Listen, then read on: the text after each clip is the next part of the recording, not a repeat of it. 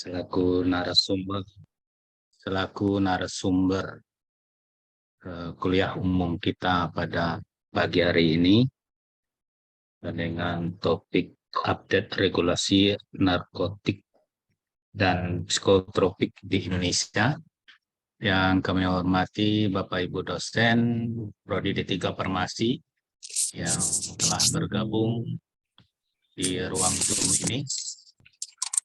Dan selanjutnya tentu yang kami banggakan dan kami cintai mahasiswa, mahasiswi Prodi D3 Farmasi. Mudah-mudahan seluruh mahasiswa D3 Farmasi yang masih aktif dapat mengikuti kegiatan kuliah umum secara daring pada pagi hari ini. Ya, mungkin secara bertahap yang belum hadir bisa akan bergabung nanti seiring jalannya kuliah umum. Pertama, saya mengucapkan terima kasih kepada Pak Zul Amri yang telah menyediakan waktu dan pemikiran beliau.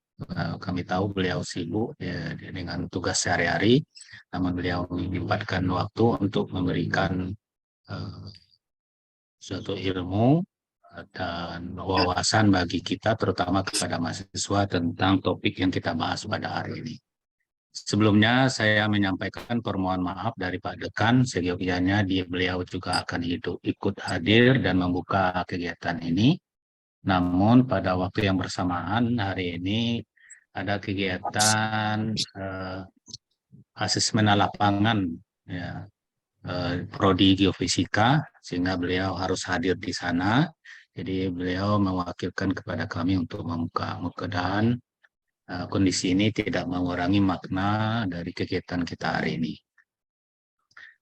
Pada kesempatan ini tentu kami berharap kepada mahasiswa karena topik kita saat ini adalah cukup menarik mengenai regulasi narkotika dan psikotropik, karena ini punya regulasi yang sangat ketat dan punya aturan main yang tegas, sehingga karena kita adalah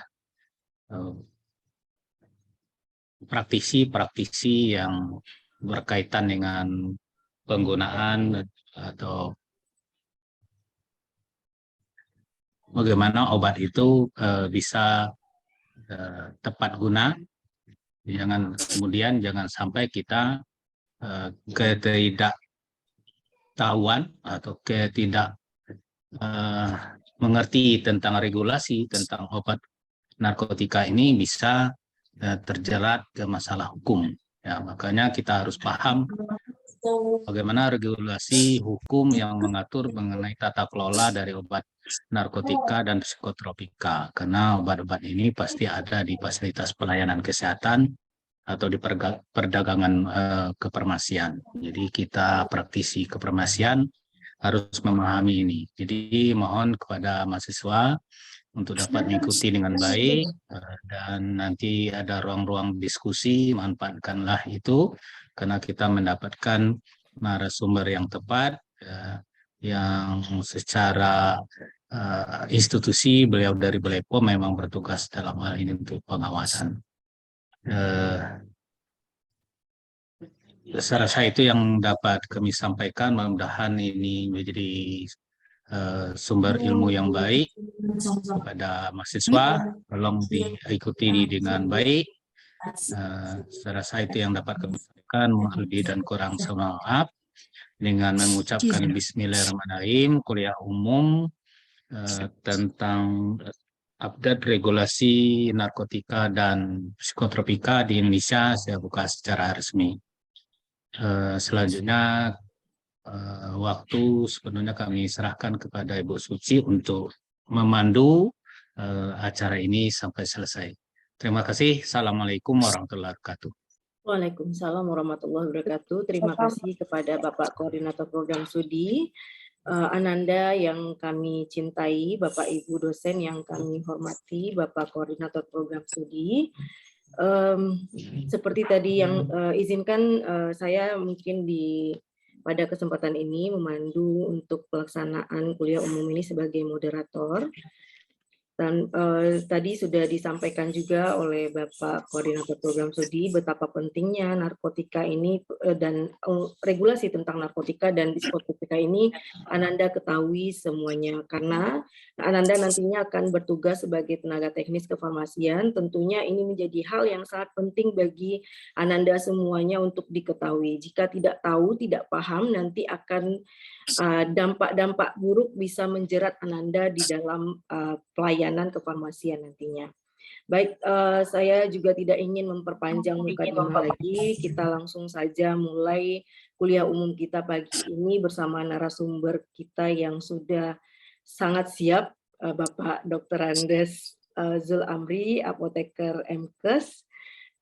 Sebelumnya saya ingin membacakan CV beliau. Sudah kelihatan ya semuanya? Ya, Bu. Oke. Bapak Zul Amri merupakan pegawai Balai Pengawasan Obat dan Makanan di Provinsi Bengkulu. Beliau pernah bertugas di Laboratorium Obat Tradisional, kemudian juga bertugas dalam pemeriksaan makanan dan minuman. Kemudian beliau juga pernah menjadi Kepala Seksi Pengujian Pangan dan Bahan Berbahaya di Balai POM, kemudian menjadi Kepala Seksi Pengujian Pangan dan Bahan Berbahaya, kemudian juga pernah menjadi Kepala Subbagian Tata Usaha, serta juga pernah menjadi Kepala Seksi Pengujian Kimia di Balai POM. Tentu dengan begitu banyak pengalaman beliau di Balai POM yang memang bertugas dalam pengawasan obat dan makanan. Hal ini menjadi topik kuliah umum pada pagi hari ini merupakan topik kuliah umum yang sangat menarik untuk disajikan dan disimak oleh Ananda sekalian. Baik, pada pagi hari ini kami persilakan Bapak narasumber kita, Bapak Apoteker Dr. Andes Zul Amri, Master Kesehatan, untuk langsung memulai materinya. Pak, silakan Pak. Terima kasih Bu. Ini langsung dari situ screen-nya saya yang share. Boleh dari Bapak Pak, di-share Pak. Jauh benar ke Surya.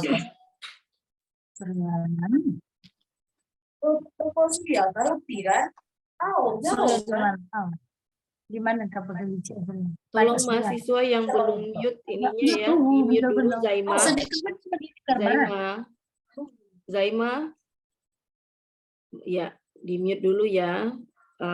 Bapak Zul Amri ini mau menyampaikan materinya. Nanti boleh di waktu sesi diskusi ya, kalau ada yang mau ditanyakan atau yang didiskusikan. Silakan Pak. Ya, silakan. Udah kelihatan? Sudah Pak, sudah. Oke. Assalamualaikum warahmatullahi wabarakatuh. Waalaikumsalam warahmatullahi wabarakatuh. Yang sama-sama kita hormati Bapak Ihsan selaku Kaprodi, kemudian Dewan Dosen. Ini sebenarnya kalau dibilang kuliah umum, rasa-rasa nguliahi. Ini bukan kuliahi. Jadi kita ini diskusi. Cuman kebetulan saya selaku regulator, istilahnya Balai POM itu regulator dari pengawasan obat dan makanan. Jadi kita diskusi saja, bukan menguliahi. Saya kalau menguliahi malu saya gitu. Iya Pak. Ya, staf dosen ini rata-rata kan dokter semua itu. Jadi malu saya gitu. Jadi kita diskusi. Oke. Baiklah. Nah, regulasi ya, yang pertama yang kita harus mengerti dulu narkotika. Narkotika itu ada undang-undangnya, Undang-Undang Nomor 5 Tahun 2009. Ya, 2009. Berarti udah 12 berapa tahun itu? 13 tahun lebih sudah undang-undang ini. Di situ didefinisikan narkotika adalah zat atau obat yang berasal dari tanaman atau bukan tanaman, baik sintetis itu maksudnya dibuat, maupun semi sintetis. Ya, yang dapat menyebabkan penurunan atau perubahan kesadaran. Jadi narkotika itu dapat menyebabkan tidak sadar gitulah. Kemudian hilangnya rasa, mengurangi hingga menghilangkan rasa nyeri, dapat menimbulkan ketergantungan. Ya, ketergantungan. Narkotika menurut undang-undang itu dibagi atas 3. Yang pertama, itu golongan pertama, itu tidak digunakan dalam pengobatan. Ya, tidak digunakan dalam pengobatan. Resiko adiktifnya itu sangat tinggi. Misalnya opium, candu, ganja, koka, daun koka, tiopentanil. Jadi golongan 1 ini tidak digunakan dalam pengobatan. Artinya ini tidak akan pernah kita temukan di sarana pelayanan farmasi. Nah, itu yang harus kita lega dikit lah gitu. Berarti itu bukan tanggung jawab kita. Cuman kenapa ada itu untuk pengembangan ilmu pengetahuan. Kemudian golongan kedua, ya, berkhasiat obat. Khasiatnya ada, tapi hampir tidak digunakan dalam pengobatan. Resikonya itu masuk tinggi. Ya, contohnya morfin. Apakah morfin itu masih digunakan? Ada, tetapi udah kurang itu, udah hampir tidak ada. Kemudian petidin. Petidin ini juga sekarang udah hampir tidak ada di sarana pelayanan farmasi gitu. Tapi dia berkhasiat obat. Kemudian golongan ketiga, nah ini yang menjadi fokus kita. Kenapa? Ini berkhasiat obat, adiktifnya rendah, dan banyak kalau ini yang golongan 3 ini banyak ditemukan di sarana pelayanan farmasi. Contohnya apa? Kodein, etilmorfin, itu banyak lagi nanti golongannya. Kita lanjut dulu. Kenapa narkotika itu dilarang? Nah, disinilah rata-rata narkotika, apalagi golongan 1, itu resikonya sangat besar gitu. Kenapa? Dia bisa merusak otak. Apa? Orang yang sudah pernah menggunakan narkotika golongan 1, itu daya analisisnya pasti turun. Ya, logika berpikirnya juga turun, nalarnya turun, semua turun gitu. Ya, memori juga turun gitu. Itu makanya ini diwanti-wanti, ini dilarang. Oke, kita lanjut. Menurut pasal 8 undang-undang tadi, narkotika golongan 1 itu dilarang, udah jelas-jelas dilarang di pelayanan kesehatan. Nah, kalau misalnya UNIP ingin meneliti, misalnya UNIP ingin meneliti masalah ganja, itu kan dilarang. Nah, tetapi untuk ilmu pengetahuan itu diizinkan, tetapi harus mendapat persetujuan. Persetujuannya dari Menkes, kemudian rekomendasi dari Badan POM. Nah, misalnya sekarang Ibu Suci ingin meneliti ganja ini kira-kira ini untuk dibikin regen apa segala macam gitu. Nah, harus mengajukan izin tertulis ke Balai POM. Itu saking ketatnya. Oke, kita lanjut. Nah, pada pasal 53 untuk kepentingan pengobatan berdasarkan indikasi medis, ini harus dari dokter, dapat memberikan golongan 2 dan golongan 3. Jadi saya cerita sedikit. Jadi pernah kejadian, ya, ini tabrakan, jadi patah kaki-kaki yang tumburan ini menjerit, bukan main gitu sakitnya gitu. Jadi pas waktu itu saya di puskesmas. Jadi dibawalah ke puskesmas, lantas ya saya minta karena sakit benar rasanya kan gitu, meki-meki gitu. Saya minta ke perawat di situ injeksi petidin. Petidin ini kan golongan narkotika. Tahu dah apa jawabannya? kami udah 2 tahun ini tidak pernah nyetok petidin. Kenapa? Nah, takut kami, Pak. Kan gitu. Takut kenapa? Takut orang balai POM. Coba bayangkan. Jadi kadang-kadang kita terlalu takut ya mengabaikan. Kami juga sadar itu. Nah, sampai sekarang saya nggak pernah lagi menemukan petidin itu ada di puskesmas. Bahkan saya sempat ngomong, kok nggak pernah dilakukan permintaan petidin gitu. Nggak berani kami, Pak. Nah, itu jawaban mereka. Padahal Oke. di laporan Sipnapnya ada ya Pak ya? Selalu petidin Iya. ini. Iya. Iya, cuman mungkin takut memberikan gitu. Oke, kita lanjut. Nah, pasien sebagaimana dimaksud ayat 1 dapat menyimpan atau membawa narkotika untuk dirinya sendiri. Tetapi ya harus ada bukti yang sah. Contoh sekarang, saya mengantongi kodein. Nah, kodein yang saya kantongi ini kalau tertangkap gitu, ya itu diusut. Diusut apa gitu? Ini dari mana dapat? Dari apotek A. Dari apotek A itu ada resepnya nggak itu? Selama itu bisa dibuktikan aman, ya berarti ini memang resep dokter. Orang ini batuk gitu. Ah itu menurut peraturan perundang-undangan. Oke, kita lanjut. Nah, di sini yang update ini. Jadi Undang-Undang Nomor 35 ini tahun 2009. Kemudian terjadi perubahan. Perubahan itu cuman berdasarkan PMK, Peraturan Menteri Kesehatan Nomor 44 tahun 2019.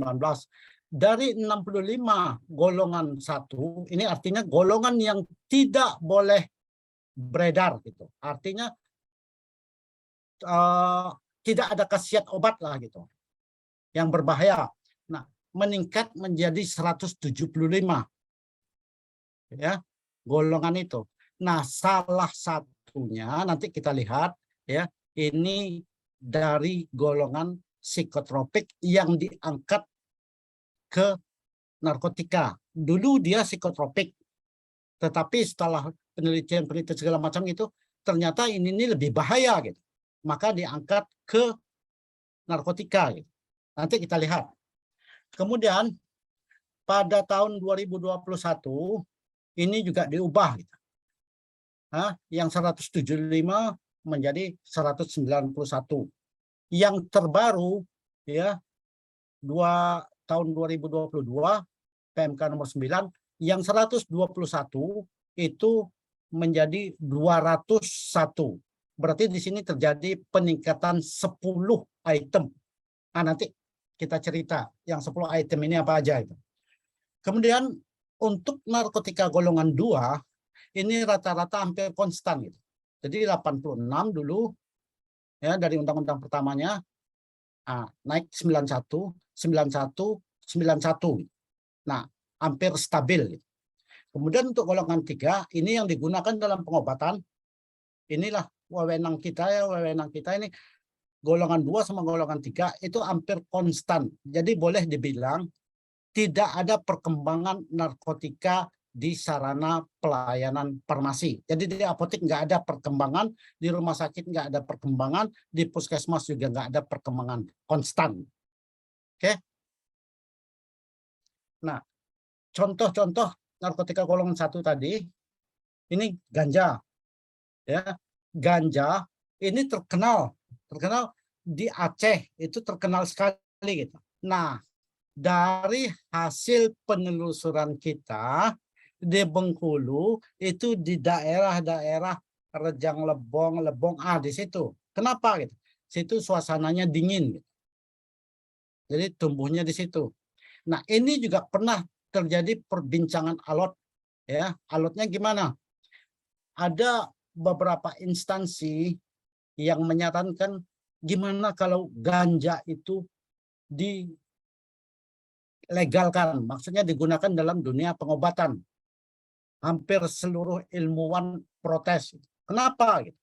Nggak ada untungnya. Kenapa?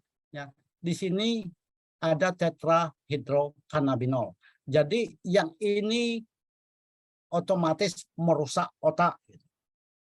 Jadi lebih banyak mudaratnya daripada manfaatnya. Jadi ini gagal dimasukkan ke dalam pengobatan. Ganja ya. Kemudian ganja itu bijinya lagi yang lebih bahaya lagi. Yang lebih tinggi kadar tetrahidrokannabinolnya. Ini lagi khat atau kata idulis. Oke. Sabu. Nanti kita lihat masing-masing sabu. Kemudian metamfetamin. Ini contoh-contohnya saja. Ekstasi. Ini berkembang sekali sekarang. Nah, kenapa golongan narkotika 1 itu tiap tahun berkembang? Sementara golongan 2, golongan 3 tetap. Kenapa? Nah, di sini kita lihat ya. Kenapa kok Indonesia itu lahan benar dari perdagangan narkoba internasional? Karena di sini ya kita ambil aja satu contoh sabu. Kalau di Tiongkok ya, sabu itu harganya 20.000 per gram. Di Iran 50.000 per gram. Nah, di Indonesia 1,5 juta. Coba berapa kali?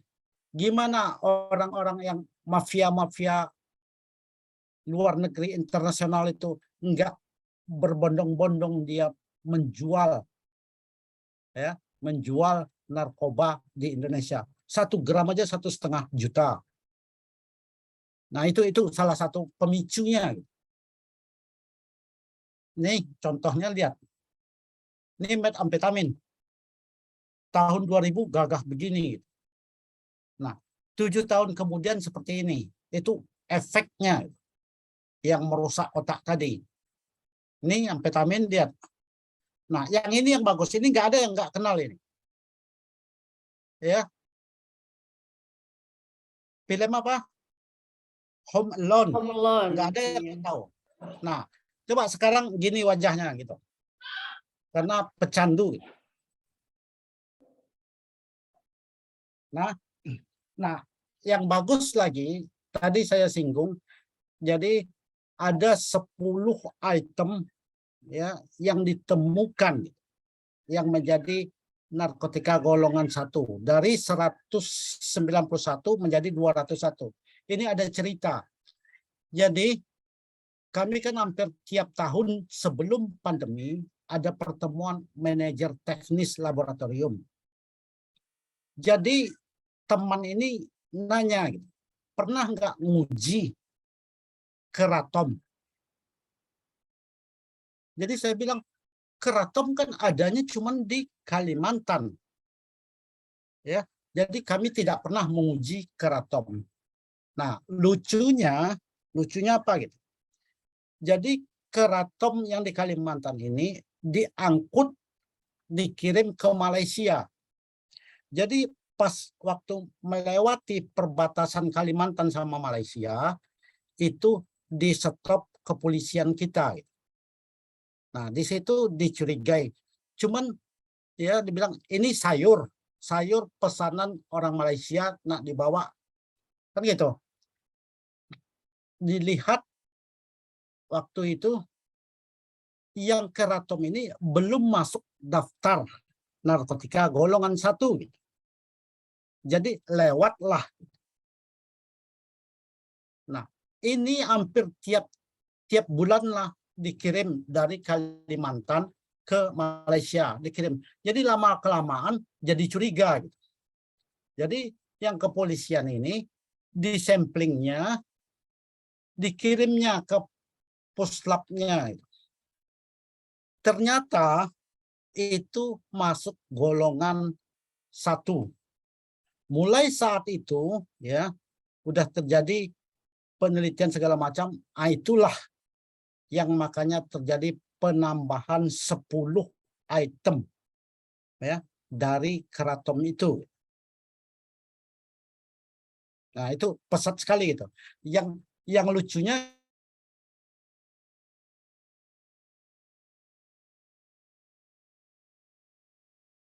gitu. Beli sekian tahun kan jatuhnya kan dari 2000 berapa itu? Sekian tahun cuman ngurus-ngurus keraton ini. Dulu lepas-lepas saja gitu. Nah, sekarang udah dicekal gitu. Nah, itu makanya pesat sekali perkembangan narkotika golongan 1 gitu. Oke. Nah, kita lanjut sedikit. Ini sekarang kita masuk ke psikotropik. Ini kalau memang ada pertanyaan atau gimana itu langsung di-cut aja. Nanti kalau di belakangan nanti takutnya kelupaan gitu. Oh iya Pak, baik Pak. Ya, jadi cut aja Moderator lah. boleh bertanya juga ya Pak ya? Boleh. Iya. Tapi jangan yang sulit-sulit, malu saya. Enggak, Pak. Oke, lanjut. Oke, lanjut dikit ya. Iya Pak, lanjut Pak. Oke. Nah, sekarang psikotropik. Psikotropik itu zat atau obat baik alamiah maupun sintetis, bukan narkotika. Nah, bukan narkotika yang berkhasiat psikoaktif melalui pengaruh selektif. Kali ini selektif pada susunan saraf pusat yang menyebabkan perubahan khas pada aktivitas mental. Bedanya di mana sama narkotika? Kalau narkotika langsung ke otak. Nah, kalau psikotropik kasarnya tuh dikit-dikit lah, bagian pinggir-pinggir lah gitu. Susunan saraf pusat yang menyebabkan perubahan khas aktivitas mental dan perilaku. Itu aja. Ya. Nah, golongannya ini golongan psikotropik kita bagi atas 4. Tadi narkotika 3, psikotropik 4. Sama. Pada psikotropik golongan 1 itu tidak digunakan dalam pengobatan. Jadi semua yang golongan 1 tidak digunakan dalam pengobatan. Jadi narkotika psikotropik golongan 1 itu tidak digunakan. Kemudian psikotropik golongan 2 itu berkhasiat pengobatan dan banyak digunakan dalam terapi untuk tujuan pengetahuan juga. Nah, ini juga digunakan tetapi frekuensinya kecil. Kemudian yang ketiga, golongan ketiga itu potensinya sedang. Nanti kita lihat penggolongannya pada undang-undang psikotropik ada itu. Kemudian psikotropik 4, ya potensinya ringan. Nah, golongan 4 itu yang paling banyak kita temukan di sarana farmasi. Jadi golongan 4 inilah mungkin yang sering kita menerima resep apa segala macam itu, golongan 4. Nah, di sini perkembangannya ya. Jadi Undang-Undang Nomor 5 tahun 97 ya, dia 26 ya, 26 ini golongannya. Di sini dulu itu golongan amfetamin, metamfetamin itu masuk ke sini dulu. Nah, sekarang ini dipindahkan ke narkotika golongan 1. Makanya PMK tahun 2000 nomor 23 tahun 2020 jadi golongan psikotropik ya cuman 2 item. Kemudian tahun 2021 4 item, tahun 2022 5 item. Nah, 5 item ini itu paling perkembangan dari golongan benzodiazepin. Kemudian psikotropik golongan 2 juga demikian. Jadi rata-rata kalau kita perhatikan psikotropik itu tidak begitu berkembang. Ya, tidak begitu berkembang. Kenapa gitu? Hampir 97 ke 2022 dari 9 ke 8 ya, tidak begitu berkembang. Nah, lihat juga 62 konstan.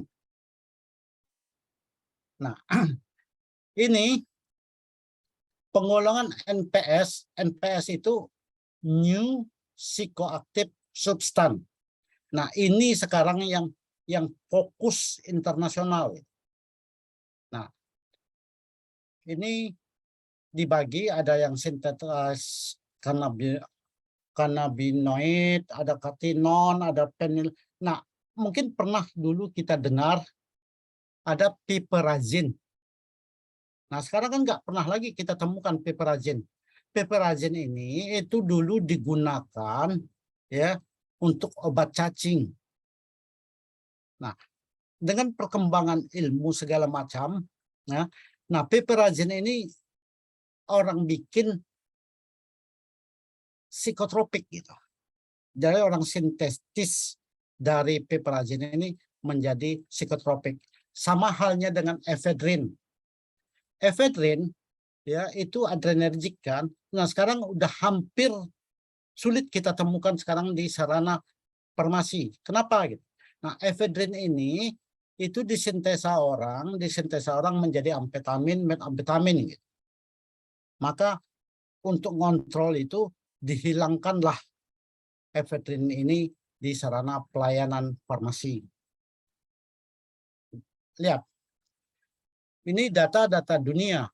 Per Desember 2021 sebanyak 1.124 new psikoaktif substan dilaporkan. Nah, sudah menyebar di sekitar 133 negara dan teritori dunia berdasarkan yang ditimbulkan. Nah, jadi sekarang perkembangan narkotika segala macam itu pesat sekali. Nah, hebatnya barangkali kita ingat ya kasus dextrometorphan. Nah, dulu dextrometorphan itu termasuk golongan bebas terbatas.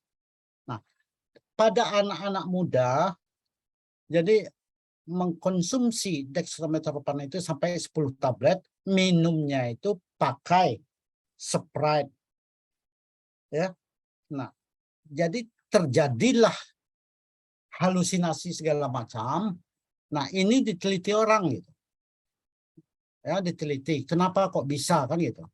Nah, ternyata dari hasil penelitian itu ya, jadi dextrometorphan kalau bersatu ya dengan natrium bikarbonat apa segala macam, itu yang dextro itu menjadi levometorphan. Jadi memutar bidang optiknya gitu. Nah, itulah yang menyebabkan halusinasi. Nah, maka sekarang dextrometorphan tunggal itu dilarang beredar di sarana pelayanan farmasi. Ini, nah yang terbaru sekarang tembakau gorila. Jadi tembakau ini di dalamnya itu ada racikan. Racikan itu maksudnya tuh atau rajangan keratom. Ya, jadi keratom tadi yang dari Kalimantan tadi rupanya digunakan orang untuk campuran tembakau ini. Nah, itu sekarang yang lagi hot-hotnya sekarang tembakau gorila. Itu yang lagi marak rokok-rokok itu ya Pak ya? Iya. Berita Itu masuk narkotika golongan 1 itu. Oke, kita lanjut. Nah, kesimpulan ya Undang-Undang Narkotika nomor 35 yaitu dan psikotropika nomor 5 tahun 97 itu masih tetap berlaku. Nah, perubahan itu cuma diatur dalam peraturan Menteri Kesehatan. Kenapa kok nggak langsung aja undang-undangnya dirubah? Undang-undang itu ditetapkan berdasarkan rapat pleno DPR. Jadi kalau mau diubah tiap tahun atau segala macam, itu prosedurnya panjang. Maka kebijakan, maka cukup MK-nya saja. Masa 2009 belum juga sempat mengubah sampai sekarang itu. Padahal jumlahnya udah banyak ditemukan ya Pak ya, golongan 1. Iya. Ya, nggak mungkin rasanya undang-undang yang diubah itu. Jadi pakai PMK aja biar cepat selesai kan gitu. Nah, kemudian yang diingat lagi, golongan 1 itu tidak digunakan dalam terapi. Artinya apa? Kalau golongan 1, baik itu narkotika, psikotropik, itu udah jelas tidak ada di sarana pelayanan farmasi. Udah jelas nggak ada. Nah, kalau ada, itu lebih berat resikonya. Gitu. Misalnya apotek ada nyimpan ganja, udah habis itu. Kemudian narkotika golongan 1 terus meningkat jumlahnya setiap tahun. Ini disebabkan sebagian besar psikotropik golongan 1 tadi itu naik kelas, ditambah dengan temuan narkotika internasional tadi yang 1134 tadi gitu. Nah, pesan jangan pernah mencoba. Ya, kalau narkotika ini jangan pernah dicobalah gitu. Oke. Mungkin ya satu lagi kalau kita perhatikan ya di Curup itu ada kecubung. Iya Kan? Pak. Nah, ada kecubung. Nah, mungkin timbul pertanyaan, kenapa kecubung itu tidak dimasukkan ke narkotik atau ke psikotropik lah gitu. Kenapa? Karena belum banyak yang gunakan. Tapi kalau nanti misalnya rata-rata masyarakat situ sudah banyak menggunakan, tercium sama polisi misalnya gitu, itu ada harapan gitu. Masuk dalam penggolongan narkotik ya Pak ya?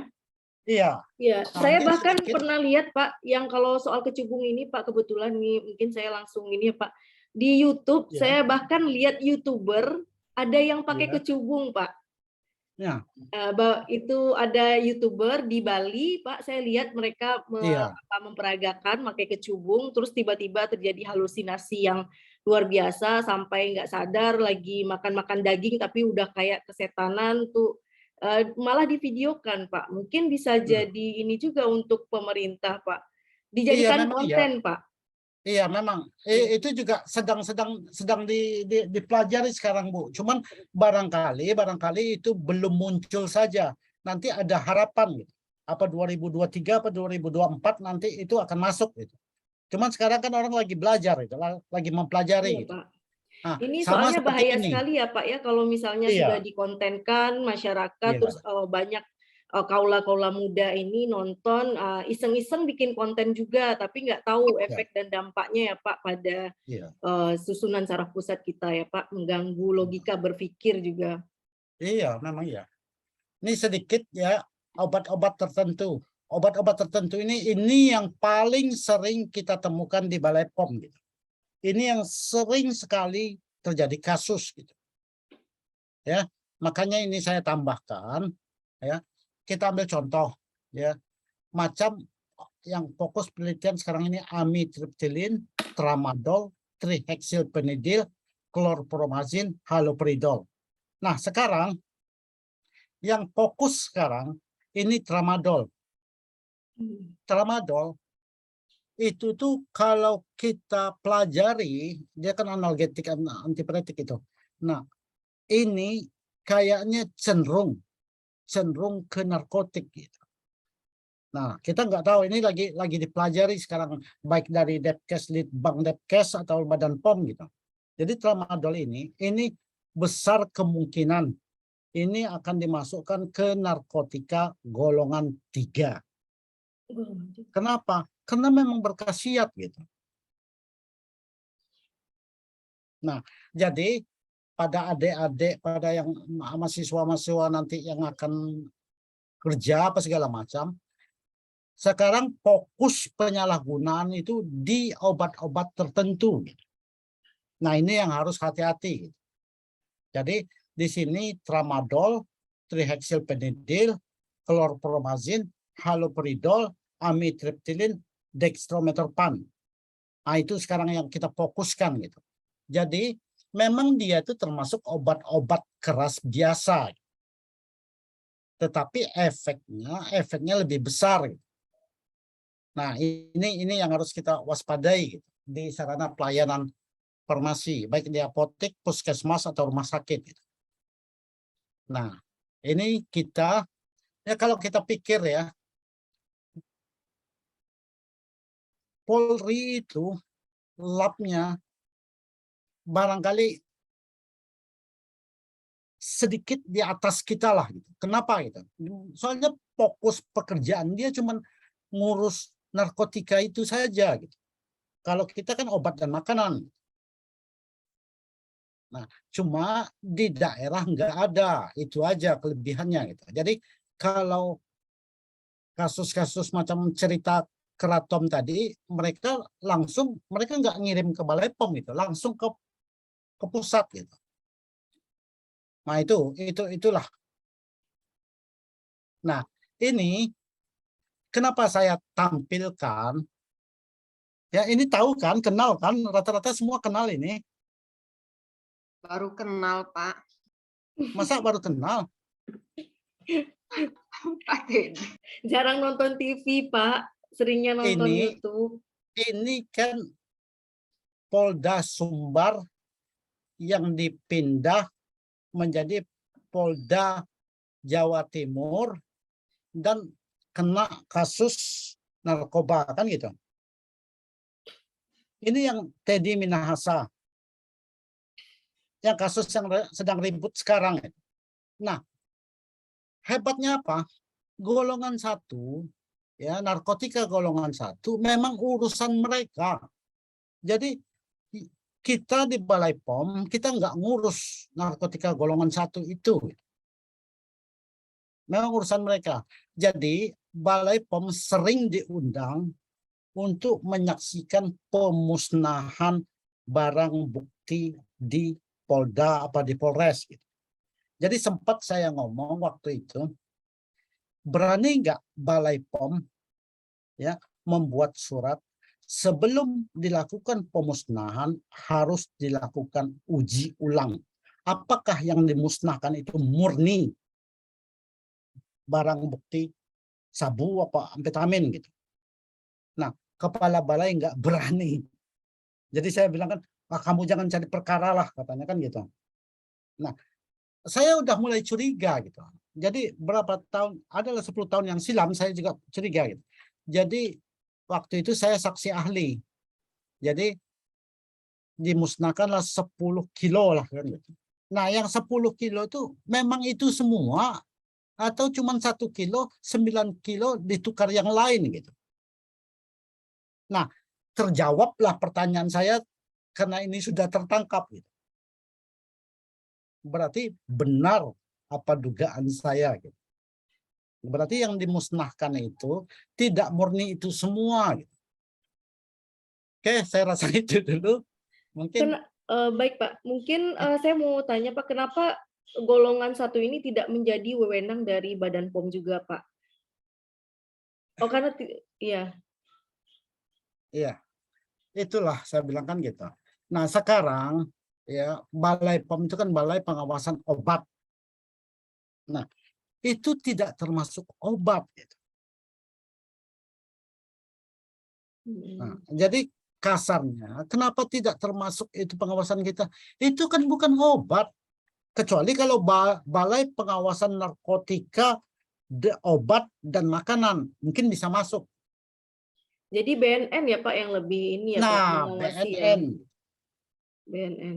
Nah, Tapi BNN jarang sekali terlihat itunya, Pak, di Indonesia, nggak terlalu greget itu ininya ya, Pak, dalam penelusuran terkait penyalahgunaan narkotika ini. mungkin seperti yang saya singgung tadi.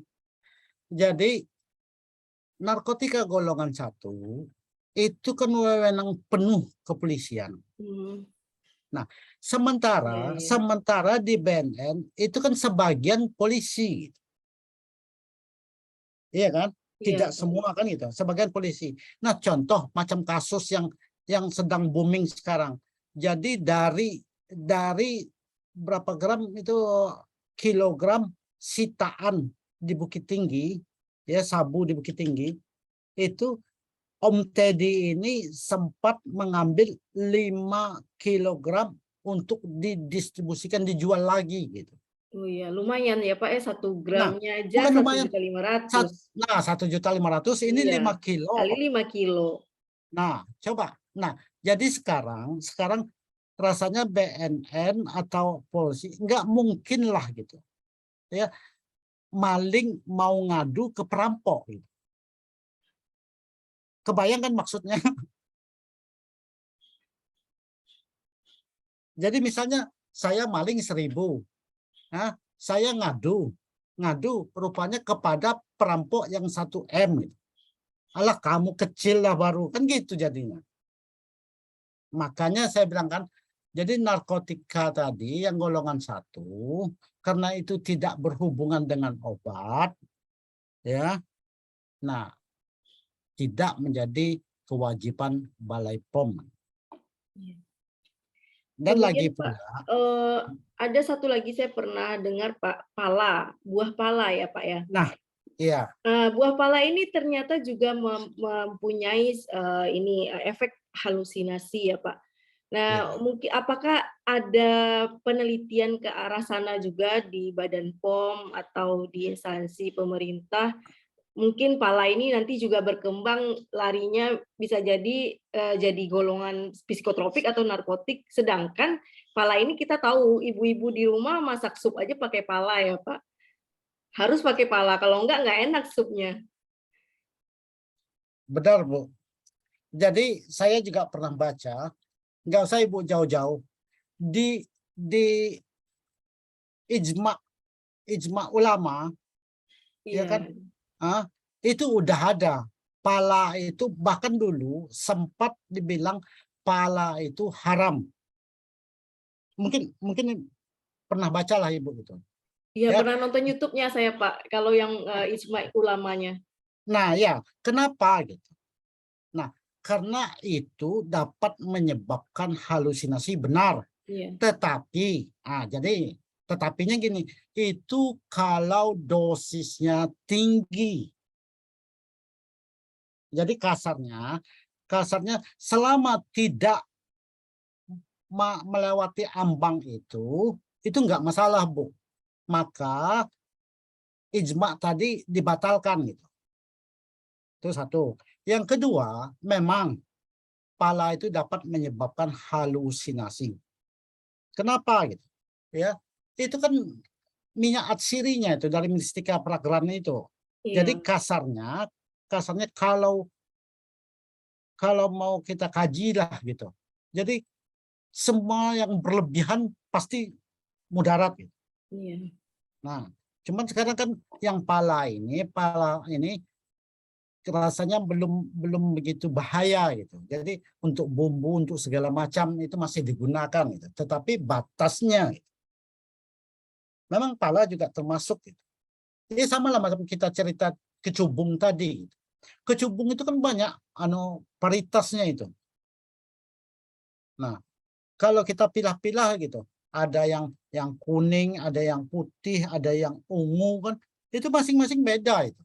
Efeknya masing-masing beda gitu. Tetapi itu kan nggak booming benar, jadi masih orang pelajari. Tapi kalau udah banyak nanti udah jelas, itu yakin aja lah masuk golongan narkotika golongan 1 nanti itu.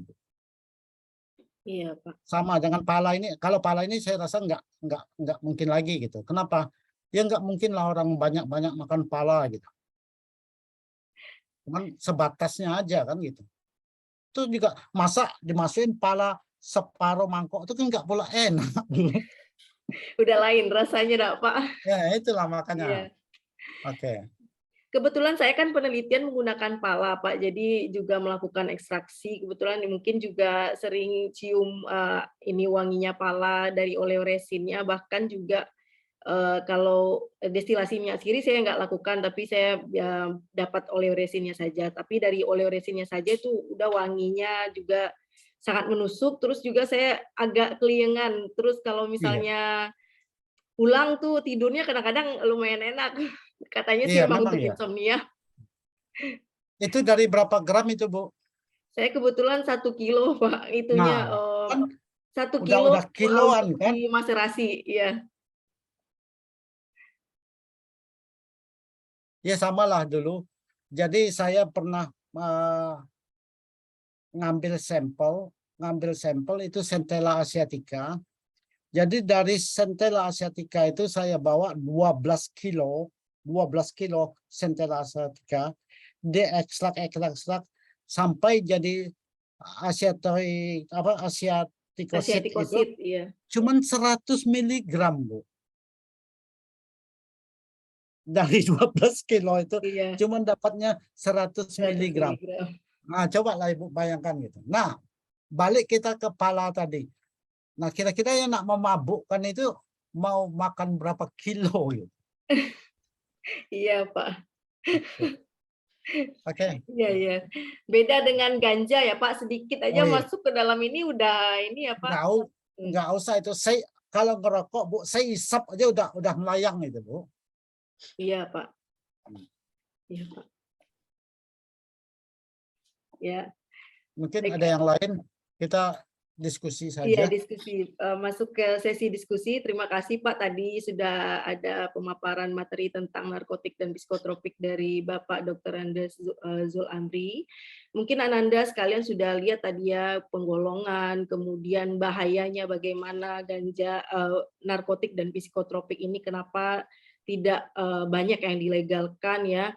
Dan problem-problem yang bisa ditimbulkan oleh penggunaan narkotik dan psikotropik, termasuk juga bahayanya bagi kita tenaga teknis kefarmasian dalam berpraktek nantinya di lapangan. Ini tentu menjadi menjadi perhatian yang sangat harus hati-hati untuk Ananda sekalian ketika nanti lepas ke tempat praktek ya, ke lahan praktek, udah jadi TTK, kalau nggak hati-hati, nggak kenal ini regulasinya bagaimana, perkembangannya bagaimana, penggolongan dan segala macamnya, tanpa tahu juga bagaimana harus melaporkan dan segala macamnya, kemudian pelayanan kepada pasiennya, ini tentu akan menjadi dilema untuk Ananda sekalian sebagai tenaga teknis kefarmasian ya.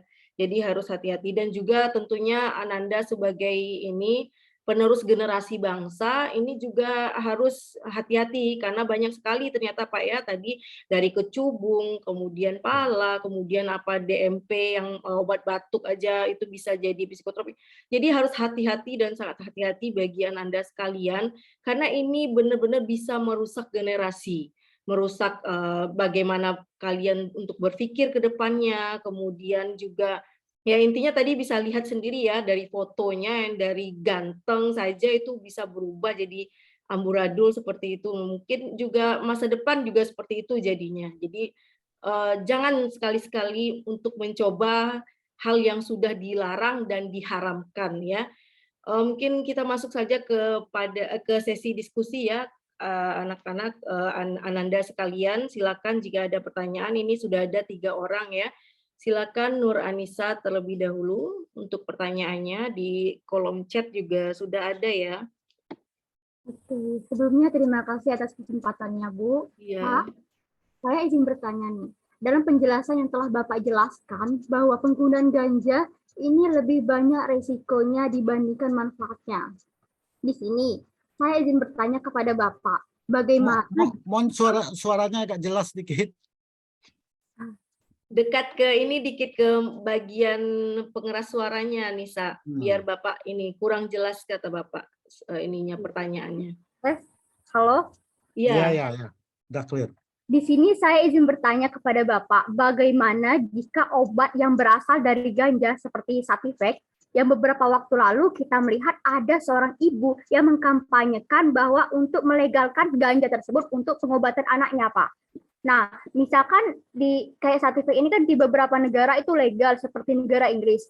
Apakah ada inovasi yang bisa memisahkan intisari yang berkhasiat dari ganja dan membuang efek sampingnya, Pak? Bisa tolong dijelaskan sedikit, Pak? Terima kasih. Oke, saya langsung aja nanti kelupaan. Iya, langsung saja Pak, biar ini enak langsung dijawab pertanyaan adik-adik. Ya, itu pertanyaannya itu bagus itu. Nah, tadi juga sudah saya singgung.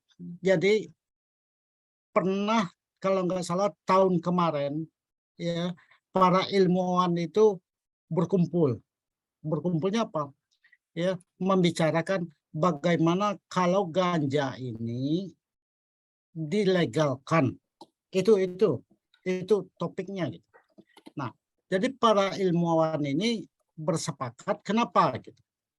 Nah tadi udah disinggung mudaratnya itu lebih besar daripada khasiatnya. Memang ganja itu dapat menghilangkan rasa sakit segala macam gitu. Tetapi bahayanya itu lebih besar daripada itu. Nah, kan bisa dicari pengganti kalau misalnya untuk analgetik, antipiretik segala macam itu. Kan ada pengganti yang lain yang bahayanya tidak seperti ganja. Nah, maka mentahlah ya usulan bahwa ganja digunakan dalam dunia pengobatan. Bahkan ada yang ngotot, kalau bisa hilangkan ya tetracannabinolnya. Padahal di ganja itu benar yang berkhasiat gitu. Nah, artinya apa? Hilangkan itu dulu, baru masuk pengobatan. Yang nggak ada gunanya gitu. Jadi kembali ganja sampai nanti ya, tapi entahlah ya, sampai nanti itu tidak akan pernah masuk ke dalam dunia pengobatan. Nah, jadi mudaratnya itu jauh lebih besar ya. Oke? Iya. Ini karena sudah ada ini ya Pak, perkembangan ilmu pengetahuan. Kalau mungkin dulu pas zaman perang ya Pak ya, belum Iya. berkembang ilmu pengetahuan, memang Iya. sering digunakan ganja ini ya Pak, Ya, untuk iya, ini memang penghilang ya. rasa sakit untuk orang yang perang. Iya Pak.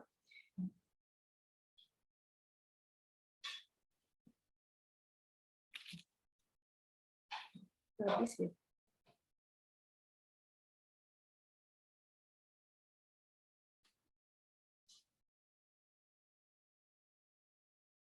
Hampir tidak ditemukan lagi morfin.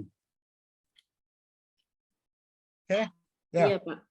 Baik, kita masuk pertanyaan berikutnya Pak. Sebelum di pertanyaan yang raise hand, di kolom chat juga sudah ada 2 pertanyaan dari mahasiswa Pak. Izin bertanya dari Dwi Retnowati. Selain gangguan pada izin bertanya Pak, selain gangguan pada sistem saraf, dampak negatif lagi yang bisa muncul pada tubuh seseorang apabila menyalahgunakan narkotika golongan 1 dan 2 apa Pak? Dan apa efek samping saat kita menggunakan psikotropik dalam jangka waktu yang sangat panjang? Terima kasih Pak. Dari Dwi Retnowati.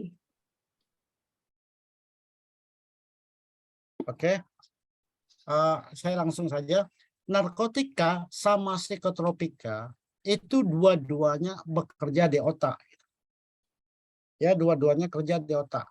Cuman bedanya kalau narkotika itu lebih bahaya lagi. Kenapa gitu? Dia bisa merusak, ya, merusak. Nah, kalau psikotropik tidak.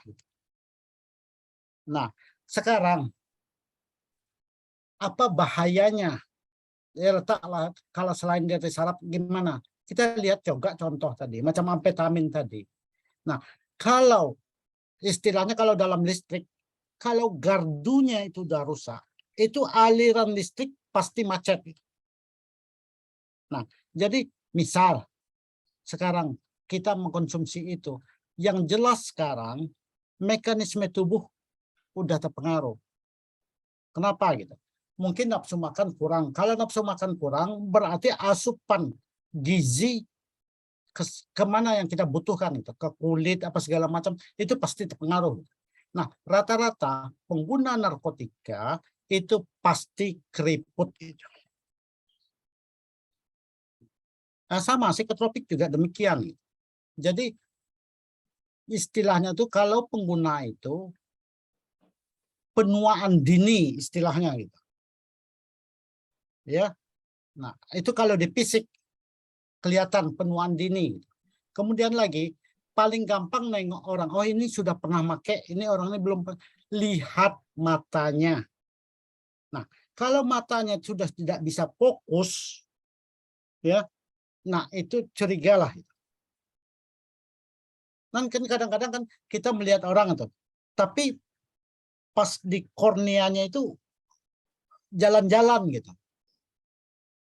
Nah, itu udah jelas itu. Saya kalau melihat orang yang wah ini kena, ini insya Allah saya masih bisa. Gitu.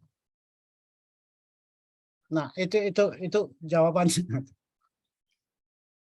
Ada pengaruh nggak Pak kalau misalnya kita sering misalnya orang yang sakit terus dia sering operasi, atau ibu-ibu kan juga melahirkan kadang-kadang sesar ya Pak menggunakan jenis-jenis psikotropik. Nah, ini berpengaruh juga nggak Pak dampak jangka panjang ya? Kalau kita cerita pengaruh, Bu, itu pasti ada.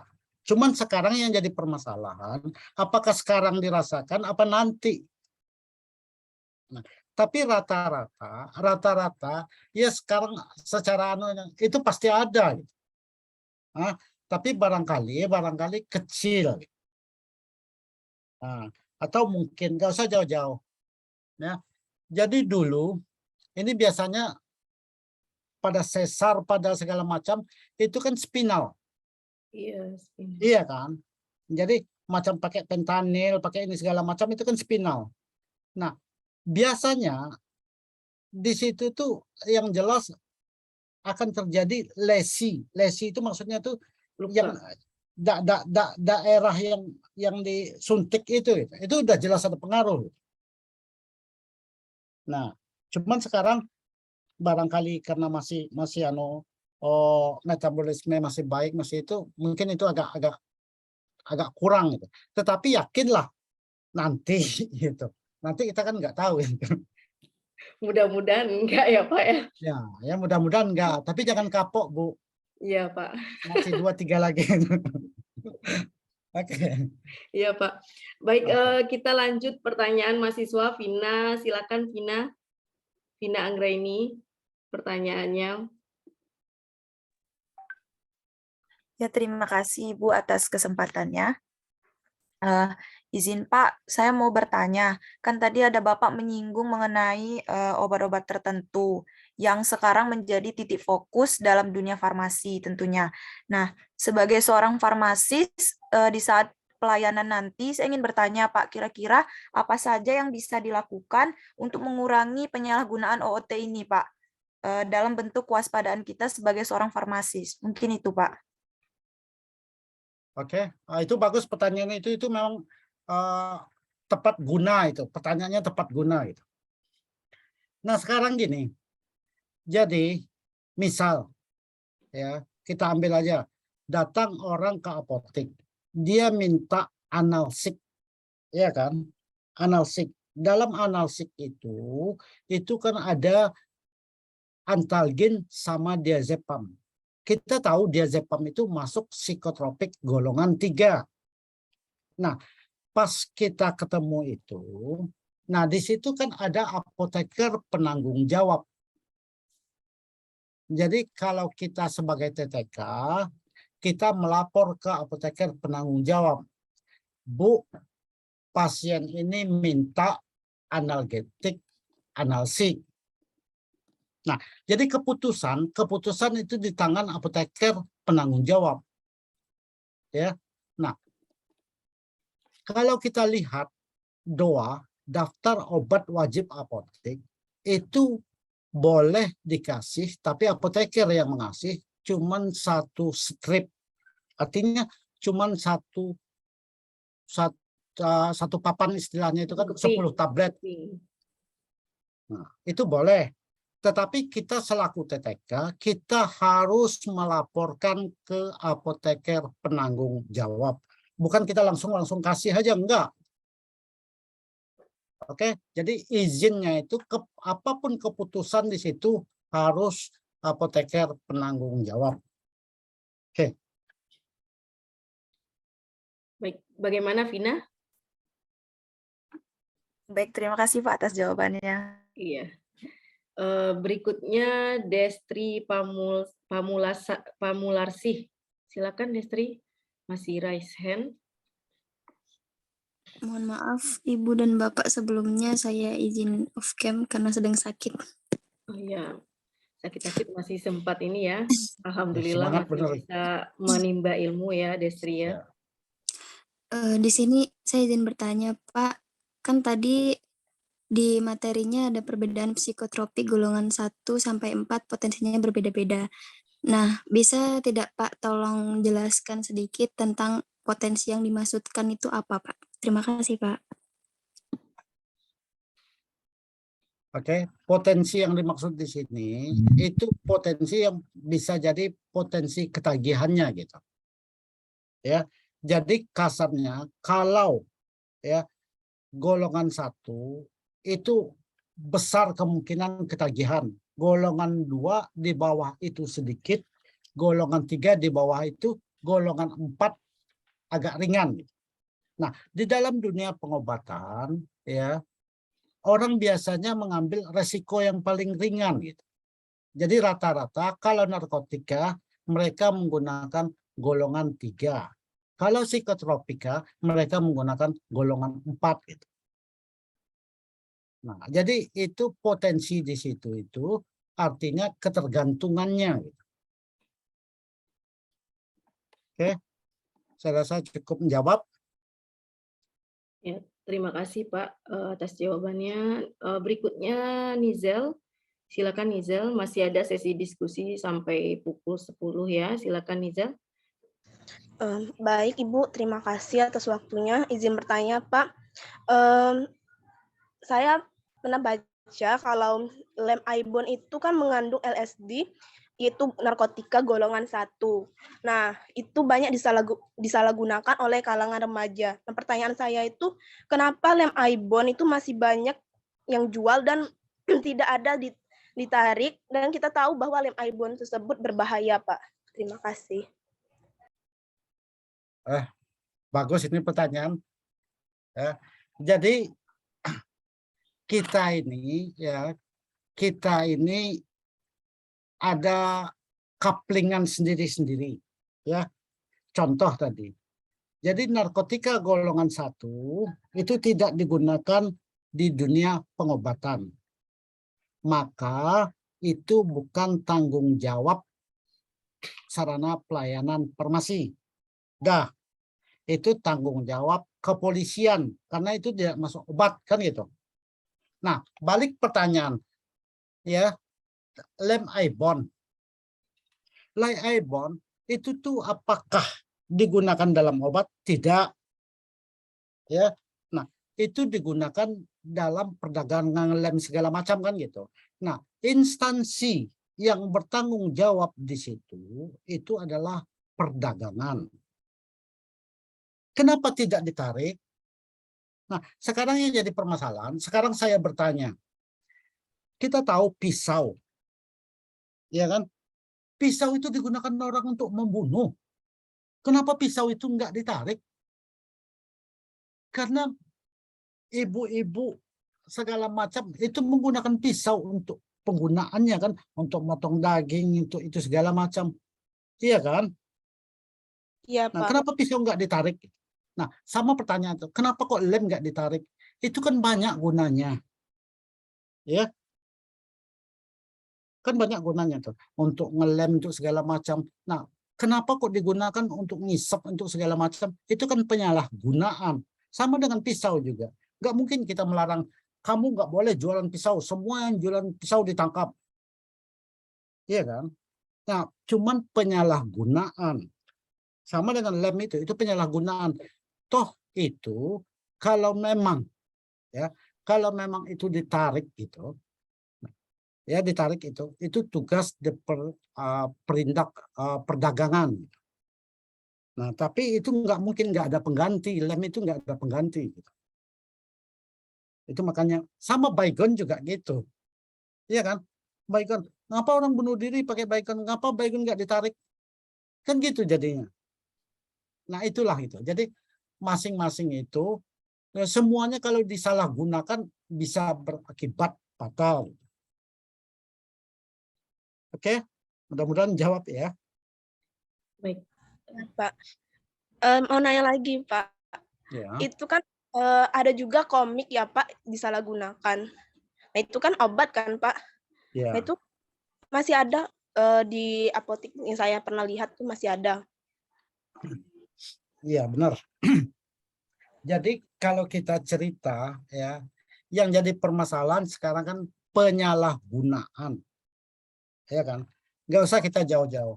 Jadi saya pernah dulu, ya. Jadi masalah dextromethorphan ini, dulu kan dextromethorphan itu kan ada yang bentuk tunggal. Jadi kebetulan waktu itu ada blaster. Jadi satu blaster itu 10 tablet. Jadi ada anak muda lah beli satu satu blaster. Jadi kita tanyakan ini untuk apa? Untuk obat batuk. Berarti dia tahu kan? Nah, tetapi ternyata dia gunakan lain gitu. Jadi pas dia mabok, tangkap polisi. Ditangkap polisi karena di kantongnya itu ada dextrometorphan. Jadi ditanyalah, di mana beli dextrometorphan ini? Sudah. Nah, disebutnya lah apotek saya. Jadi datanglah dia ke apotek. Kebetulan saya nggak ada. Jadi kata AA saya itu, kalau Bapak mau ketemu apotekernya, malam Bapak datang. Kan gitu. Jadi untung dia nggak datang gitu. Kalau dia datang saya jawab gini, itu kan obat bebas terbatas. Nah, kalau dia makan 10, ya itu kan kesalahan dia. Nggak usah jauh-jauh. Bodrek tahu, ya kan, Bodrek tahu kan. Nah, dalam aturan pakainya kan 3 kali sehari. Nah, cobalah makan 1 blaster itu. Jadi sempat saya ngomong, coba makan 1 blaster itu seminggu. Kalau tidak mati, uang kembali. Nah, kenapa gitu? Ya karena penyalahgunaan. Gitu. Nah, sama dengan komik. Ya kan? Kan kalau 1 nggak masalah. Gitu. Nah, cuman kan kita ini, kadang-kadang ada yang 5 bungkus, 6 bungkus. Nah, apakah itu tidak dijual? Ya, sama lah kasusnya, sama dengan penyalahgunaan itulah itu. Selama itu digunakan nggak masalah. Kenapa beredar masih gitu? Iya, ya, sama lah cerita-cerita lem tadi, pisau tadi, sama seperti itu. Gitu. Jadi nggak mungkin tidak dijual. Gitu. Cuman jangan disalahgunakan. Itu saja. Oke. Ya. Baik, Pak. Ya. Masih ada Ananda semua yang ingin ditanyakan? Atau mungkin Bapak Ibu dosen mungkin ada yang ingin bertanya juga?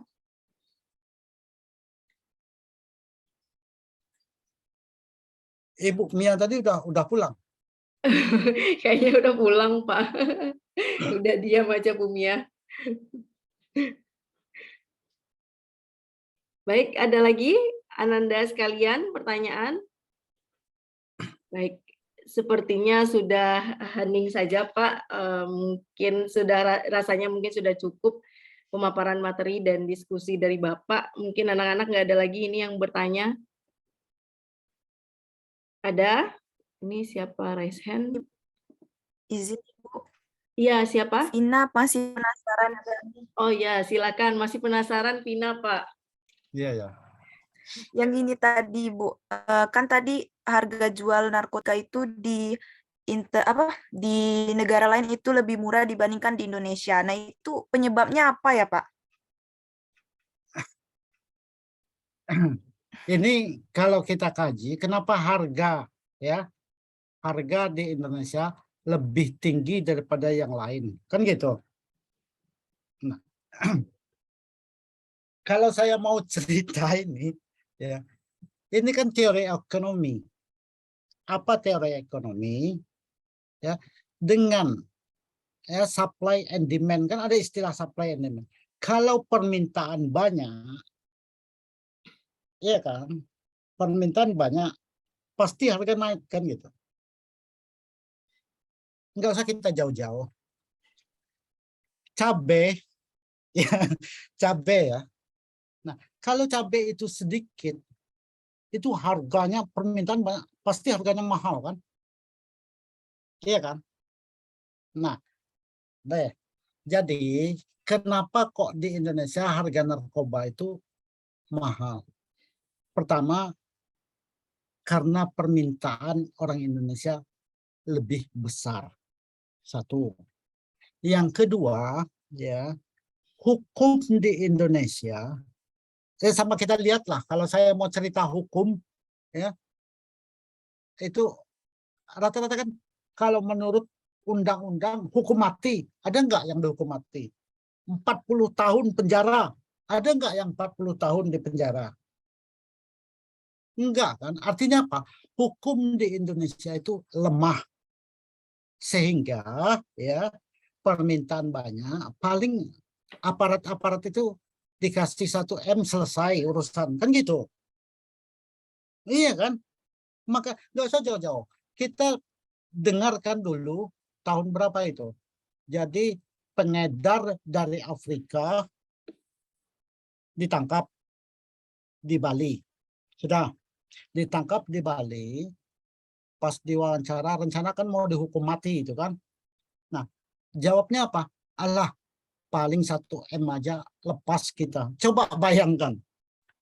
Nah, gimana nggak berkembangnya di Indonesia gitu.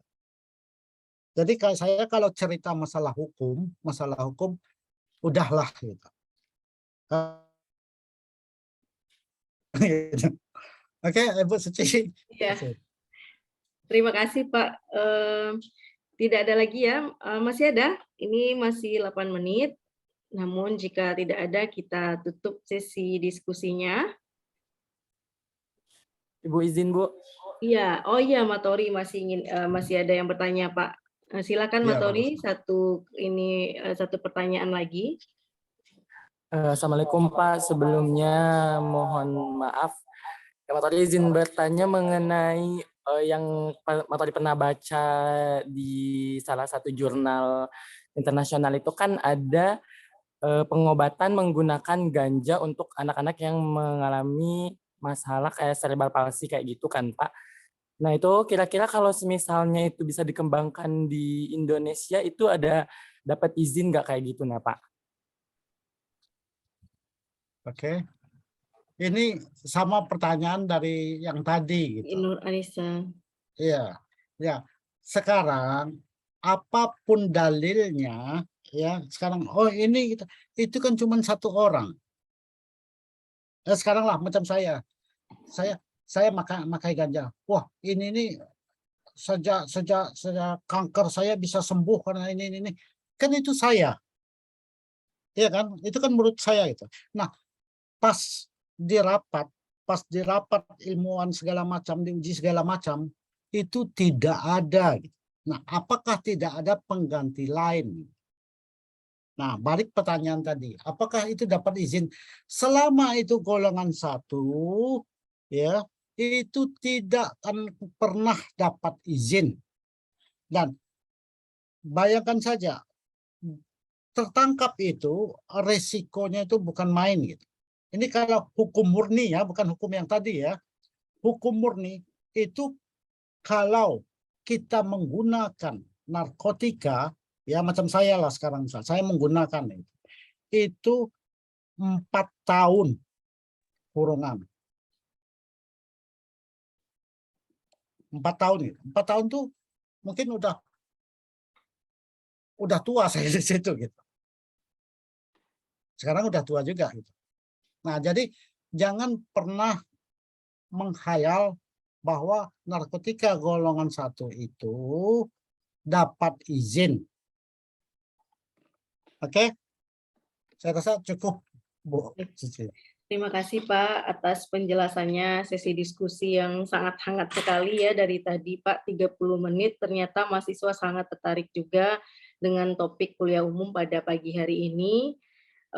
Kebetulan untuk kuliah umum ini kami menyediakan door prize untuk mahasiswa. Ada di sini saya kemarin janjikan 2 door prize, namun karena banyak yang bertanya saya tambah door prize-nya 2. Jadi yang berhak untuk mendapatkan door prize Nur Anissa, buku gue Formasi Muda ya, besok bisa diambil ke Ibu. Vina, Desri, dan Nizal nanti akan dapat door prize pulsa senilai 25.000. Selamat kepada para yang memperoleh door prize ya. Tetap aktif dalam beraktivitas dan say no to drugs ya. Jangan berpikir sesekali untuk menggunakan hal yang tidak halal, kemudian yang membahayakan bagi generasi ke depannya. Baik, sebelum sesi kuliah umum ini berakhir, kita foto bersama dulu, Pak. Silakan anak-anak semua, Adinda semuanya mengaktifkan kamera, Bapak Ibu dosen. Di sini masih ada, saya lihat Bu Nuri, Bu Kamelia, Bu Diana. Oh, Bu Kamelia udah nggak ada, Bu Riana, Pak Ihsan juga masih ada. Silakan kameranya diaktifkan. Kita mau sesi bersama, foto bersama dulu ya, sesi foto bersama. Siap-siap ya, slide pertama dulu. Ini ada 7 slide ya. Silakan kameranya di-on-kan. Baik, saya foto ya. Senyum, slide pertama, 1, 2, 3. Oke, slide kedua. 1, 2, 3. Slide ketiga, kalau foto hidup semua nih kamera ya.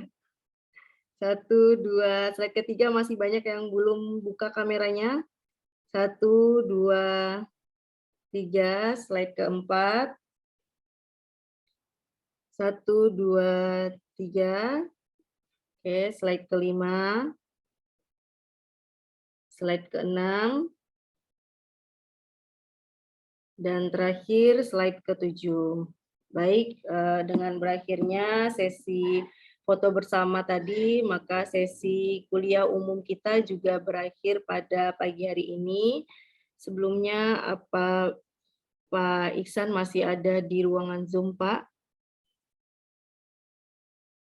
Baik, mungkin Pak Ihsan tadi juga sudah izin, Pak. Kebetulan beliau ada ini menjemput anak beliau ke sekolah.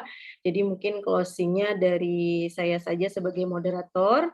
Saya sebagai moderator mengucapkan terima kasih kepada Bapak yang telah berkesempatan memberikan ilmu kepada Ananda, mahasiswa D3 Farmasi. Pada hari ini hari Minggu libur tapi masih sempat menyempatkan waktu untuk kami berbagi ilmu tentang update terbaru regulasi narkotik dan psikotropik. Untuk sertifikatnya nanti akan kami susulkan Pak sebagai ucapan terima kasih, dan nanti juga kami akan WA Bapak kembali.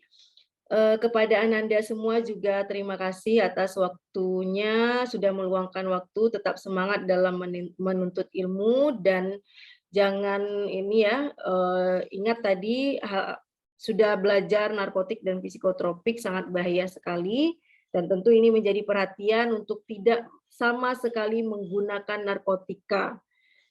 Kecuali ya sakit ya Pak ya, memang narkotik untuk orang sakit saja gitu, bukan yang lain-lain yang penyalahgunaan ya, termasuk juga psikotropik atau prekursor yang dapat membahayakan Ananda semua ya.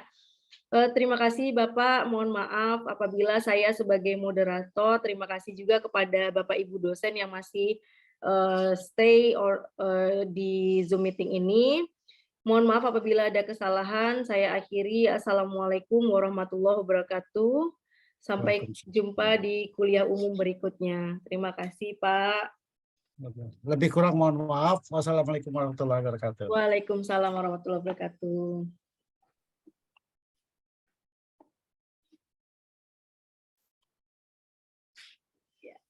Terima kasih Ananda semua, Bapak Ibu dosen. Saya juga izin untuk mengakhiri sesi Zoom kita pada pagi hari ini. Terima kasih Pak Zul Amri. Assalamualaikum warahmatullahi wabarakatuh. Waalaikumsalam.